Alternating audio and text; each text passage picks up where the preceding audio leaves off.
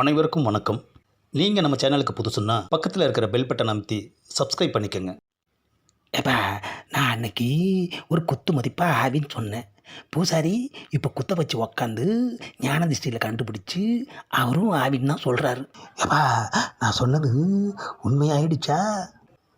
ஆமாம், அருக்காணி ஆவி ஏன் இந்த வீட்டுக்கு வரணும்? அது மொக்கராசுவை பார்க்கறதுக்காக வந்திருக்கா.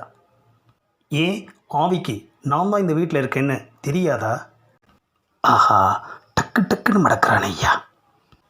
அங்கே தான் தம்பி இன்னொரு ட்விஸ்ட் இருக்குது. என்னது, இன்னொரு ட்விஸ்டா? ஆமாம் தம்பி. ஆஹா, நமக்கே தெரியாமல் பூசாரி ட்விஸ்ட்டுன்னு சொல்கிறாரே, என்னத்தை சொல்ல போகிறாரோ? கதையோட கிளைமாக்ஸ் நெருங்கிருச்சுன்னு நினைக்கிறேன். மொக்கராசு ஒன்றை மாதிரியே இருப்பான்ப்பா. அதனால தான் அருக்காணி ஆவி ஒன்றை தேடி வந்திருக்கா. அப்பாடா, ஒரு வழியாக பூசாரி செம்மையாக சமாளிச்சிட்டாரு. ஆமாம், இதுக்கு மேலே அவன் கேள்வி எதுவும் கேட்கவே முடியாது. அருக்காணி சாகையில் அவளுக்கு என்ன வயசு இருக்கும்? ஆஹா, கேள்வி கேட்டுட்டானே ஐயா. சுமார் ஒரு 22 வயசு இருக்கும். அருக்காணி செத்து எத்தனை வருஷம் ஆச்சு?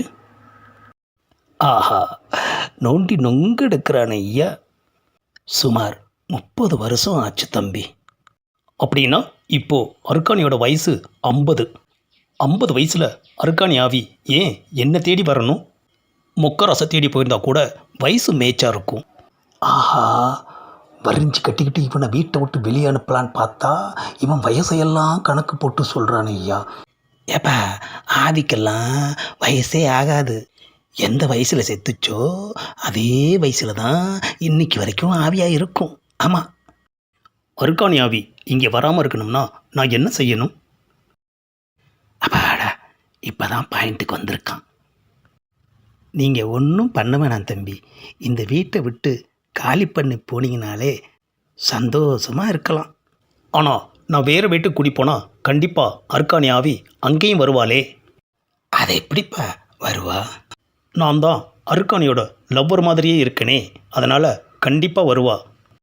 செத்தும் ஆவியாகி அவள் மொக்கராசை தேடி இங்கே வந்திருக்கானா கண்டிப்பாக நான் எங்கே போனாலும் என்னை விட மாட்டா.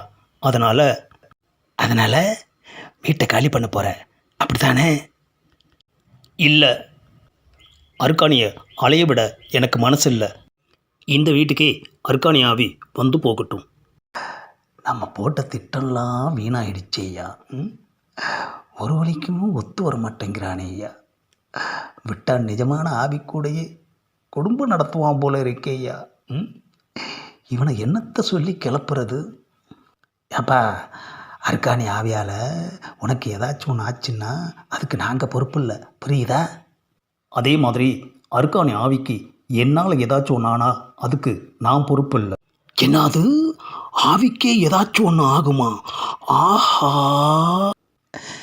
இவனை காலி பண்ணலான்னு பார்த்தா இவன் நம்மளை காலி பண்ணிடுவான் போல இருக்கையா. இந்த பதிவை லைக் பண்ணுங்கள், ஷேர் பண்ணுங்கள், அப்படியே மறக்காமல் சப்ஸ்கிரைபும் பண்ணுங்கள்.